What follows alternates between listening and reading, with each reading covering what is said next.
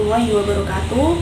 Perkenalkan, nama saya Nazila Nabila Zahra, NPM 211203007, kelas 2H. Di sini saya akan membacakan cerita dongeng anak-anak, yaitu berjudul Kisah Nabi Nuh alaihi salam. Untuk memenuhi tugas kemampuan berbahasa Indonesia, berikut video yang akan saya tayangkan. Selamat menyaksikan. Terima kasih. Kisah Nabi Nuh alaihi salam. Setelah Nabi Idris alaihi salam wafat, sedikit demi sedikit iman masyarakat semakin menipis. Iblis dan para pasukannya semakin gemar menggoda mereka.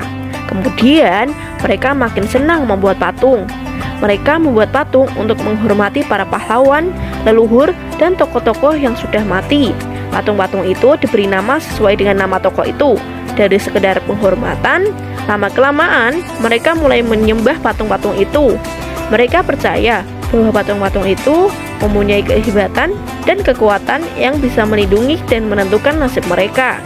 Di antara patung-patung yang disembah itu, ada 5 yang paling mereka agungkan, yaitu Wa'ad, Suwa, Yahub, Ya'uq, dan Nasar. Inilah asal mula manusia mulai menyembah patung dan berhala. Tentu saja, ini adalah hasil pekerjaan iblis dan pasukannya untuk berusaha sekuat tenaga menyesatkan manusia agar tidak menyembah Allah dan masuk neraka bersama mereka. Allah tidak membiarkan manusia tersesat semuanya tanpa petunjuk. Maka Allah memilih Nuh alaihissalam untuk mengingatkan kaumnya agar meninggalkan penyembahan berhala dan kembali menyembah Allah SWT. Siapakah Nuh alaihissalam itu? Nuh alaihissalam adalah cucu Nabi Idris alaihissalam yang fisiknya kuat, terbukti dari usianya yang sangat panjang, sekitar 1000 tahun. Hatinya mulia dan sabar luar biasa. Pikirannya juga sangat cerdas, rendah hati, saleh, dan taat kepada Allah SWT. Nabi Nuh adalah Rasul Allah SWT yang pertama. Sebelumnya Allah hanya menganggap nabi-nabi saja. Mulailah Nabi Nuh berdakwah kepada kaumnya. Nabi Nuh mengajak mereka untuk memohon ampun atas dosa-dosa mereka dari kembali menyembah Allah agar tidak terkena azab dari Allah. Sangat tekun Nabi Nuh mengajak kaumnya dengan berbagai cara, dengan terang-terangannya di hadapan banyak orang, dengan diam-diam mendatangi seorang demi seorang, berulang-ulang dari siang hingga malam selama kurang lebih 950 tahun lamanya. Tetapi sedikit sekali yang mengikuti seruan Nabi Nuh. Kebanyakan dari pengikutnya ini adalah orang miskin dan pekerja kasar yang jumlahnya hanya 80 orang saja.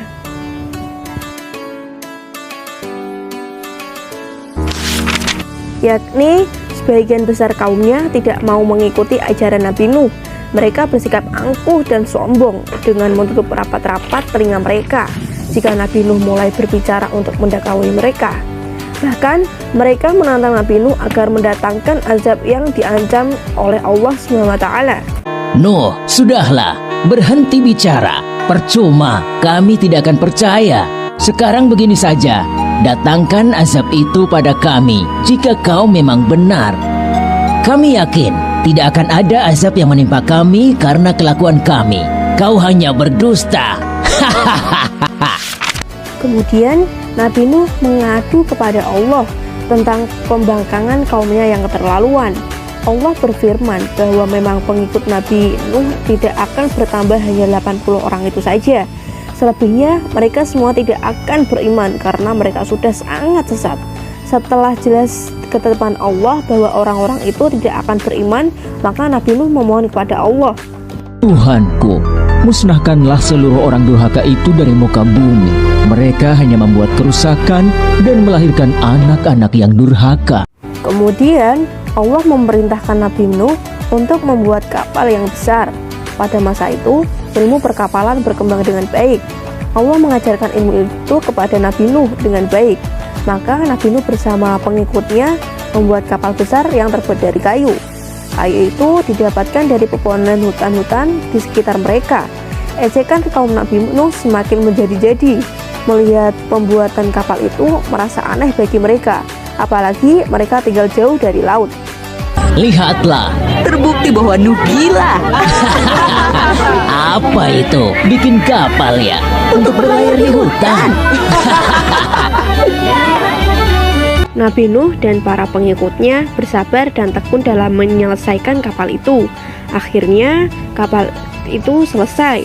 Inilah kapal besar pertama yang dibuat oleh manusia. Kemudian Allah memerintahkan untuk mengumpulkan binatang-binatang sepasang-sepasang, jantan dan betina. Semua diangkut ke dalam kapal bersama orang-orang yang beriman. Semua keluarga Nabi Nuh termasuk yang diangkut ke dalam kapal kecuali istri dan salah satu anaknya, Kan'an. Mereka tidak mau masuk ke dalam kapal karena mereka adalah tidak beriman dan termasuk orang-orang yang durhaka. Sementara itu, laut menjadi bergerumuh, angin bertiup kencang, petir menggelegar, hujan sangat lebat. Dari dalam tanah memancar air yang semakin deras, juga dari dalam rumah-rumah penduduk, dari dapur-dapur mereka. Dengan cepat air membanjiri bumi, makin lama makin tinggi, menenggelamkan rumah, pohon-pohon, dan tentu saja orang-orang di luar kapal. Ketika Nabi Nuh melihat sekeliling, tampak putranya Kan'an sedang menyelamatkan diri dari banjir.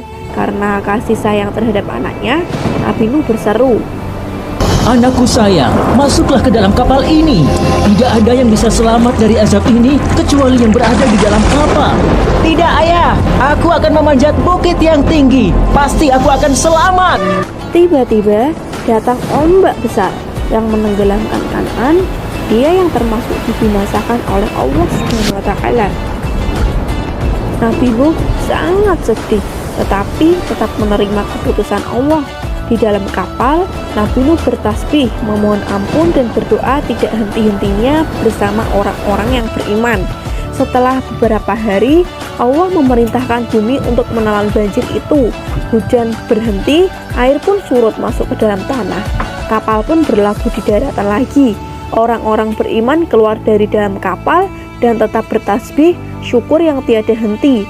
Mereka memulai hidup baru dari orang-orang kafir yang sudah tenggelam dibinasakan oleh Allah SWT karena kesesatan mereka. Kisah Nabi Nuh memberikan kita pelajaran bahwa durhaka kepada Allah dan tidak patuh kepada Rasul utusan Allah membuat manusia ditimpa azab di dunia ini maupun di akhirat.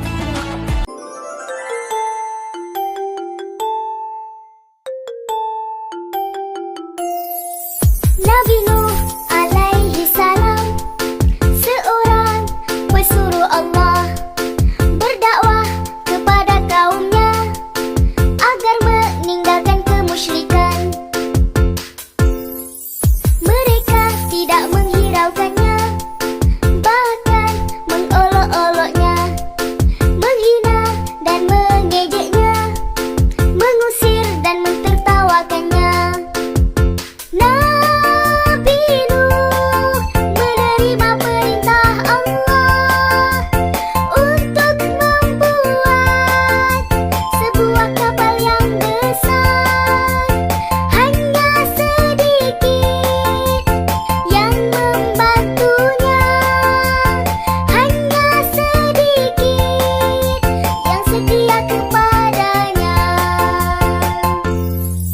Tiada tempat untuk berlindung dari banjir yang besar, sehingga anaknya sendiri Kan'an tak dapat diselamatkan. Bertambat kapal di Bukit Judi dengan rahmat yang maha kuasa. Selamat Nabi Nuh dan pengikutnya yang taat setia kepadanya. Nabi Nuh menerima perintah Allah untuk membuat sebuah kapal yang besar.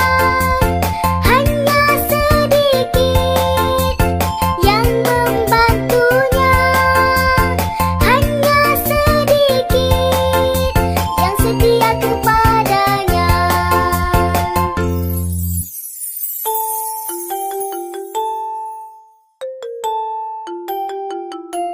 Nabi Nuh menerima perintah Allah